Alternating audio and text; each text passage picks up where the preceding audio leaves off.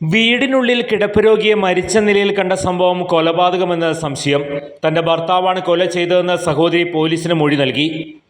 നെടുമ്പാൾ വഞ്ചിക്കടവ് റോഡിൽ കാരികുറ്റി വീട്ടിൽ രാമകൃഷ്ണന്റെ മകൻ 45 വയസ്സുള്ള സന്തോഷാണ് മരിച്ചത്.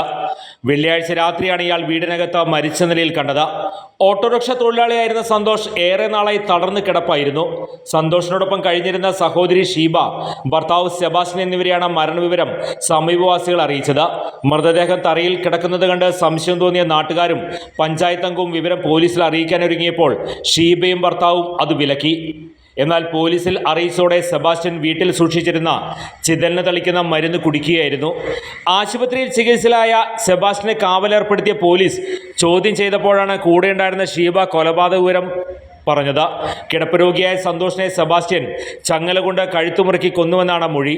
സന്തോഷിന്റെ വീട്ടിലാണ് സഹോദരിയും ഭർത്താവും കഴിഞ്ഞിരുന്നത്. ഇവർക്ക് താമസിക്കാൻ വേറെ ഇടമില്ലാത്തതും കിടപ്പ് രോഗിയെ സംരക്ഷിക്കുന്നതിനുള്ള ബുദ്ധിമുട്ടും കൊലപാതകത്തിന് കാരണമായി കരുതുന്നു. സെബാസ്റ്റ്യൻ ക്രിമിനൽ പശ്ചാത്തലമുള്ള ആളാണെന്നും ഇയാളുടെ പേരിൽ പുതുക്കാട്, ഒല്ലൂർ, കൊടകര സ്റ്റേഷനുകളിൽ കേസുകളുണ്ടെന്നും പോലീസ് പറഞ്ഞു. പോസ്റ്റ്മോർട്ടം റിപ്പോർട്ട് വന്നതിന് ശേഷം തുടർ നടപടികൾ കൈക്കൊള്ളുമെന്ന് പുതുക്കാട് പോലീസ് അറിയിച്ചു.